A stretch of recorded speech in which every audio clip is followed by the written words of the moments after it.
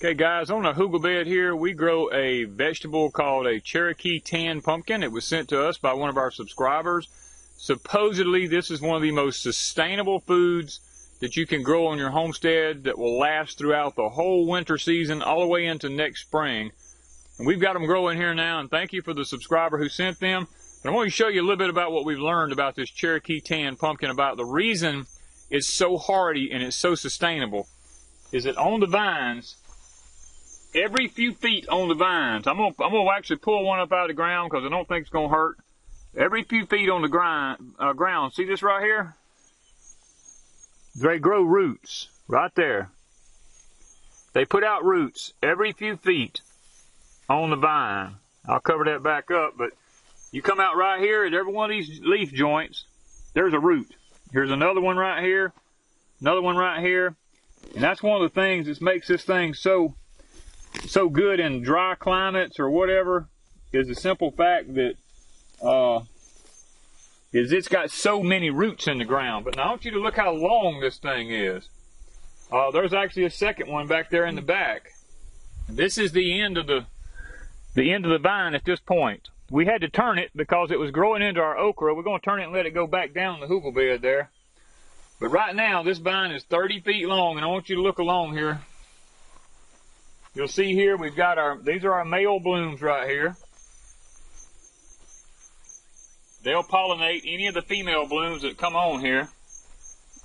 I don't know if we have any actual female blooms, mostly just male blooms right now. We have a pumpkin right here, this one here. Get some of that weeds out of the way. We've got one there. We've got another one right here. These are nice little pumpkins. Got little vines coming up in here, and we keep coming on down. You'll see how this vine has grown here. We do have a few weeds. I mean, we ain't gonna apologize for that because we can't get to everything all the time. If you keep coming, the actual root to that plant is right here. That's the actual root to the plant. Now that plant is 30 feet in that direction.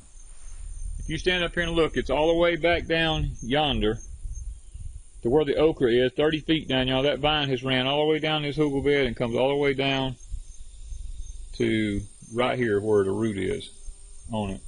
And if you turn around here, you can actually look and see we've got like 40 more feet of hugel bed down through yonder. There's 3 or 4 more vines on there, and this thing is loaded with little Cherokee tan pumpkins. They're all up in here.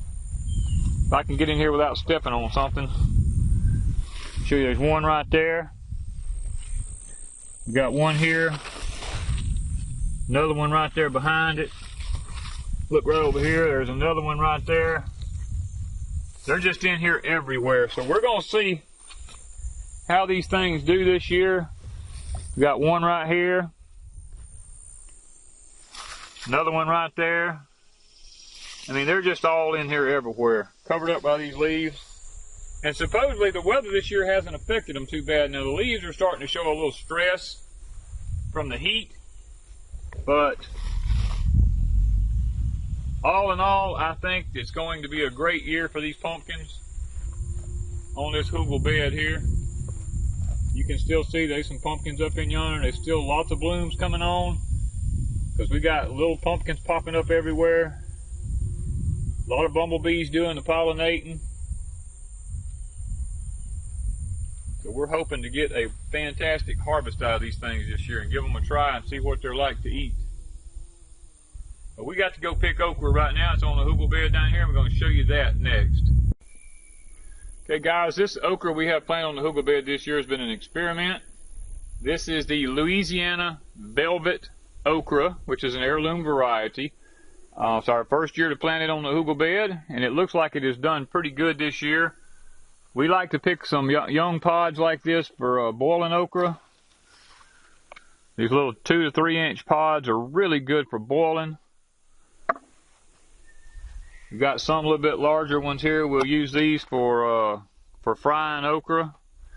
Now I like to throw my leaves back up around the plants because it makes real good mulch. If you'll notice underneath there, there's not hardly any weeds. When you throw the leaves back down around the plants, for some reason, it seems to want to keep the weeds from growing around them. So we've been doing that for quite some time.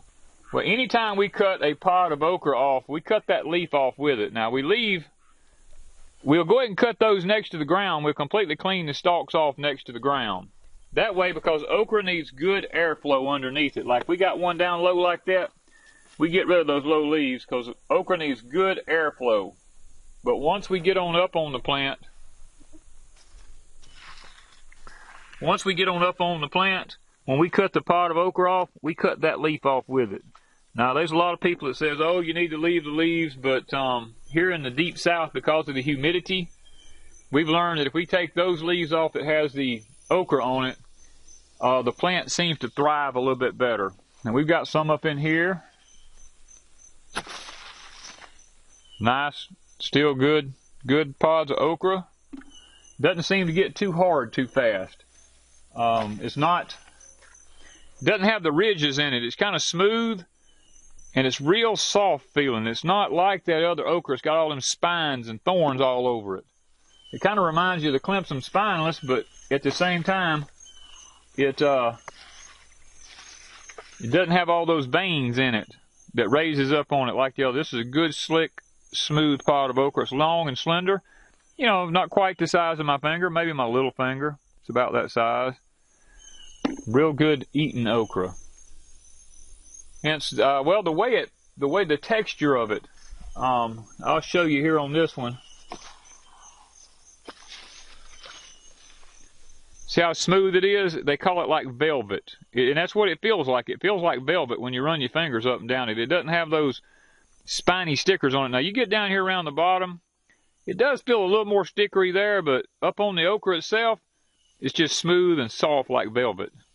And I know we have the thing from Hoss Tool to pick okra with, and I'm out here today. I've been using the tractor a lot this morning and realized that the okra needed picking, and I don't have it with me. And rather than me walk all the way back to the house, I decided to go ahead and just try to cut the okra while I was out here, because I carry a bucket with me on the tractor. My knife is always in my pocket. This is seed that we saved from last year. We planted a little small patch in the back field back there and didn't make a lot. The deer eat it off. We was able to save a few pods, and we got this okra from it. So this is a second year acclimation to our property, and looks like it's going to do pretty good. We have other varieties of okra planted on our place here. We have the Star of David, which is also one of our favorites for frying okra, because it makes a real big okra. It's not very long, and it's really tender, really good for frying. So we're going to be showing you that once it gets up to maturity.